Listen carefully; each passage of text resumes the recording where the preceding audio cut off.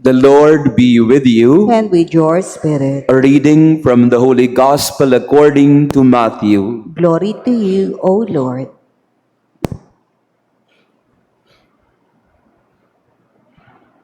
Jesus said to his disciples, "If your brother sins against you, go and tell him his fault between you and him alone. If he listens to you, you have won over your brother. If he does not listen, take one or two others along with you, so that every fact may be established on the testimony of two or three witnesses. If he refuses to listen to them, tell the church. If he refuses to listen even to the church, then treat him as you would a Gentile or a tax collector. Amen, I say to you, whatever you bind on earth shall be bound in heaven. Whatever you loose on earth shall be loosed in heaven. Again, amen, I say to you, if two of you agree on earth about anything for which they are to pray, it shall be granted to them by my heavenly Father.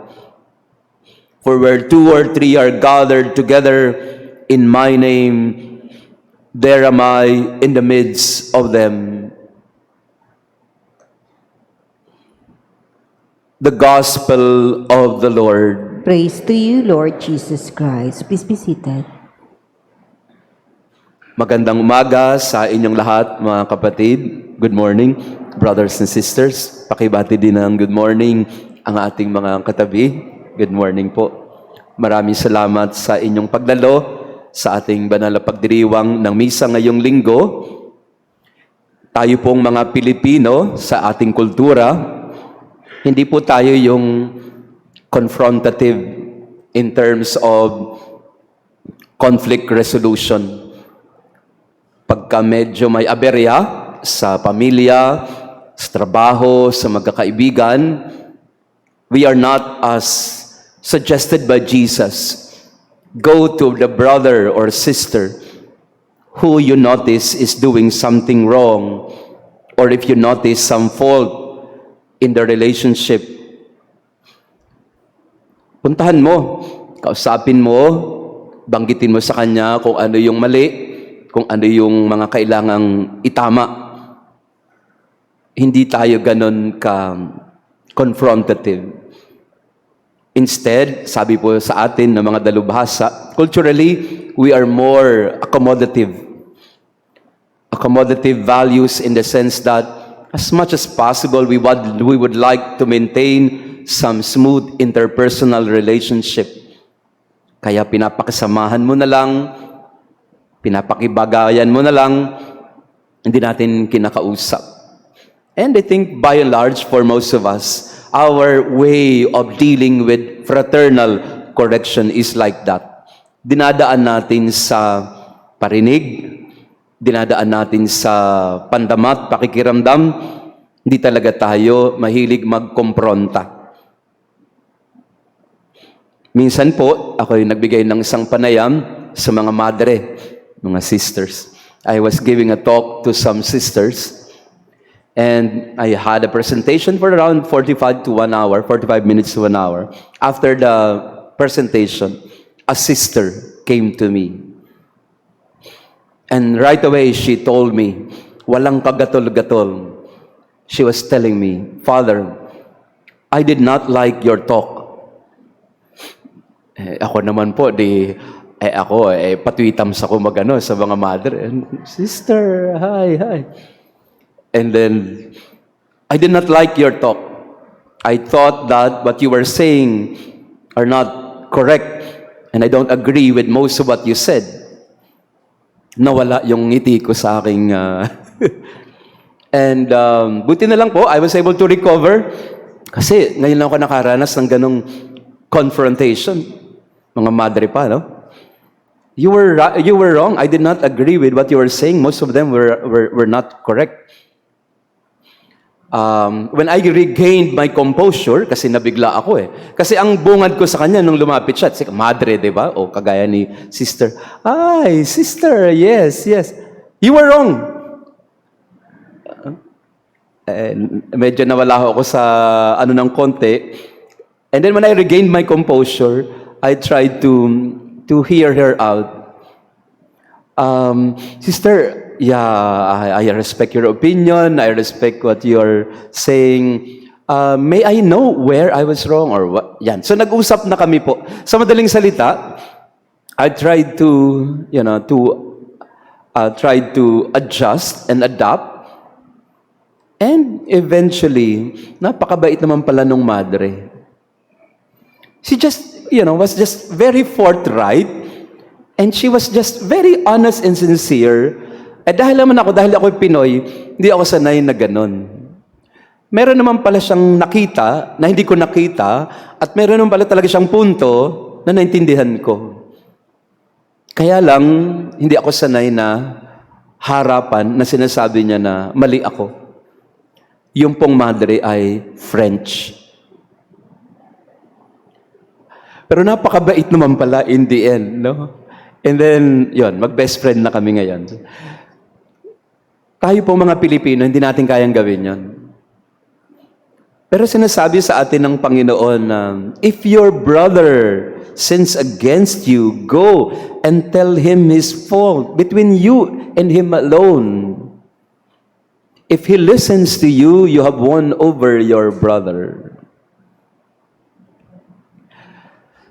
Mahirap po gawin to kasi sa atin po, no, in our human psychology, we would not want to be threatened.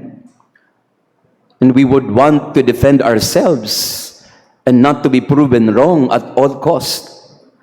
Gusto po natin talaga, kailangan positibo yung tingin natin sa sarili natin. And anyone who challenges that positive view of myself, I would readily defend myself. Kaya po siguro ang tinuturo sa atin ni Jesus ay hindi naman po yung confrontation. That we can be very, very brutal and cruel when it comes to fraternal correction.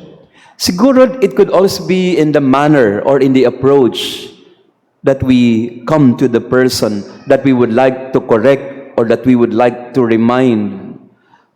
Yung French sister, ganun sila eh. Culturally siguro, parang just, straight up. Wala nang mga palabo-palabok.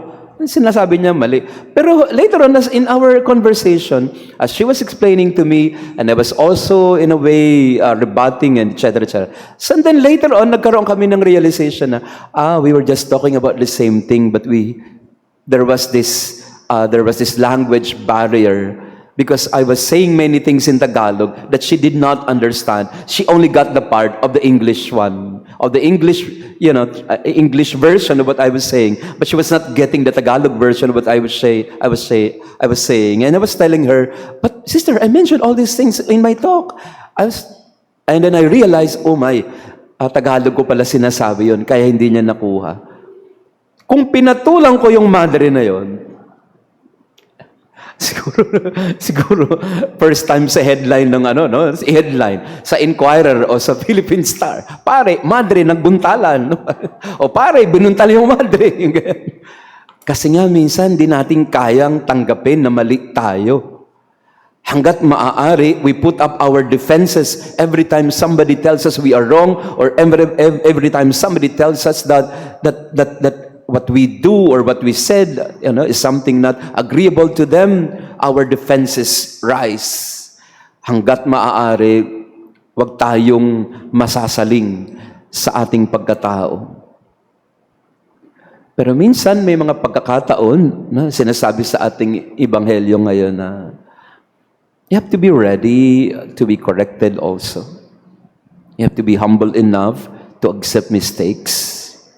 And we must have the courage also and the forthrightness to not confront, but to approach someone that you believe needs to be corrected. Lagay natin sa konteksto ng pamilya. Sa loob ng pamilya, parang hinahayaan na lang natin na kung ano yung mali, yun ang nangyayari. Kasi ayaw natin na masira yung peace in the family. Gusto natin laging ma-maintain yung harmonious, smooth relationship. At wala pong masama doon. Mahalaga po yun na kailangan ng pamilya, may kapayapaan, sa pamilya mayroong kapanatagan, katiwasayan, pagkakaisa. Pero may mga pagkakataon kasi na minsan kailangan mo din na sabihin na ito hindi o yan mali. Kasi pagka mga tatahimik lang tayo, okay naman kasi wala ngang gulo. But that is not peace at all. Maybe it's just peaceful coexistence. Maybe it is just accommodation. But we are not really helping one another in the long run. Yun po yung sinasabi ni Ezekiel sa unang pagbasa. Sabi ng Panginoon kay Ezekiel, I am appointing you, Ezekiel, as the watchman of Israel. Ikaw yung tanod ng aking bayan. Obligasyon mo, responsibilidad mo, na sabihin sa kanila kung ano yung mali at tama. Responsibilidad mo na dalhin sila sa liwanag at hindi sa dilim. Pag hindi mo ginawa yan, ikaw ang mapaparusahan. Maaring hindi ka nila tanggapin at ikaw ay pahirapan, pero kung ginagawa mo ang iyong responsibilidad, ikaw ay aking kalulugdan. People may hate you for what you will say and do, but I will understand because I am appointing you as the watchman of my people. Watchman, watchdog. Kaya mahirap po yung ganyang responsibilidad. Sa lipunan, halimbawa, in the societal level, in the level of community and society, mahirap po yung mga watchdog. Kasi madalas, hindi sila tatanggapin. Sila ang babaliktarin. Kaya mahirap din yung mga whistleblower. Sa mga whistleblower, ikaw na nga ang nagsabi ng totoo, later on, ikaw pa ang mapapahamak. At maraming beses naman na sa pagiging propeta natin sa ating panahon, propeta sa pamilya, sa trabaho. Meron po akong isang kaibigan in the government, hindi ko nababanggitin kung anong LGU, pero sabi niya, Father, sa amin, alam niyo naman ang kalakaran, madalas sa desk ko po, may nakalagay na dyan, envelope. At halos araw-araw may envelope po doon sa aking desk. At alam naman po natin kung ano ang laman ng mga envelope. Kasi he is holding a key position in the LGU. At laging may mga envelope sa kanyang desk. Sabi niya, ako hindi ko na po binubuksan, Father. Ang ginagawa ko na lang ay binabalik ko na lang kung saan galing. O kung kanino man, basta hindi ko siya pinubuksan. At hindi ko rin siya hinahawakan. Kaya lang, napuruhan naman siya. Kaya ngayon, nag-resign na siya. Kasi, ang napuruhan naman siya ng kanyang mga kasama. Kasi parang sabi ng mga kasama niya, paano bang malinis ka naman? Pare-pareho naman tayong nandito. Napapahiya kami. Napahiya pa. At sabi niya, wala tayong magagawa. Ganyan talaga sistema Minsan ganun ang nangyayari sa ating buhay.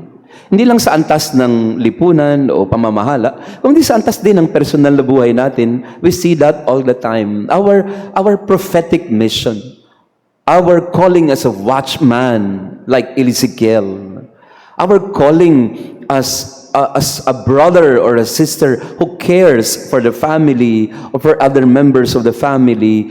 Because we care, we have to point out the wrong. Because we care, we have to put light to something dark. Because we care, we would like as much as possible, not just to maintain peace and harmony, but we would like as much as possible to set it right for us and for our family. But of course, there is always a downside or a consequence to the prophetic mission or responsibility. A lot of times, bumabalik sa atin. But the Lord, in our gospel, invites us, talk, dialogue, pag-usapan nyo. Kung may mga kailangang itama, pag-usapan. Huwag mo nang ikakalat, huwag mo nang dadalhin sa iba, huwag ichichismis, huwag imamarites. Pag-usapang mabuti. And hopefully, between the two of you, you're able to resolve the mistake or the fault. And if he does not listen, maybe it's the time you can bring in some people who can help facilitate the dialogue. And maybe if he still does not listen, bring it to the bigger family or bigger community. But that's the last resort. We don't want to bring this out into the open because we know how complicated it may become. The Lord suggests to us a practical way of resolving differences and conflicts and making things right in the family. Dialogue. Talk it out. Pag-usapang mabuti. Pag-usapan ng may kababaang loob. Pag-usapan ng may sinserong puso. Pag-usapan ng may malinis na hangarin. But that's too ideal. We know very well that in reality, it is so hard to correct. It is so hard to approach somebody who needs to be corrected. And so we pray together in this Mass. Kapag nasa ganyang sitwasyon kayo ng inyong pamilya, hilingin natin sa Panginoon na bigyan tayo ng lakas ng loob. That's a confrontative value. Lakas ng loob. Kailangan natin ding mahanap ito para masabi natin kung anong saloobin at para maitama natin kung ano yung mali sa nakikita natin. We ask the Lord for lakas ng loob so that we may become a brother, a sister that cares to one another. Magandang umaga ulit sa inyong lahat and thank you very much for attending the Mass, especially to our visitors na nanggaling pa ho sa ibang mga bayan. Thank you. Thank you for coming to our celebration. Gayun din po, humihingi ng tulong sa atin si Bishop Pabilio ulit ng Taytay, Palawan. Meron po silang binilin sa atin ng mga raffle tickets. Ito daw po ay, if you would like, trip for two to Palawan ang premyo. Dadalhin daw po kayo sa Puerto Princesa, San Vicente, Taytay, El Nido. Yeah. So, 1,000 pesos daw po yung per ticket. So, they're asking for our help. For those of you who are interested, you may just go to the office for the ticket, for the raffle ticket. Gayun din po, ngayong September 14 to 22, ay ang atin pong Novena Masses in preparation for the Feast of Saint Padre Pio on the 23rd. So yung pong magmimisa sa atin sa Novena Masses natin ay si Father Dave, no? Kasi at saka ako po and Father Danichi. Natatandaan po ninyo naman last year, no? A year ago, exactly these days, Father Dave suffered a stroke and by some miracle, he is saved. Kaya magbabalik po siya sa atin para tayo po ay samahan sa nobenaryo para sa kapistahan ni San Padre Pio. So you are all invited. These are all 7 a.m. masses. We all stand.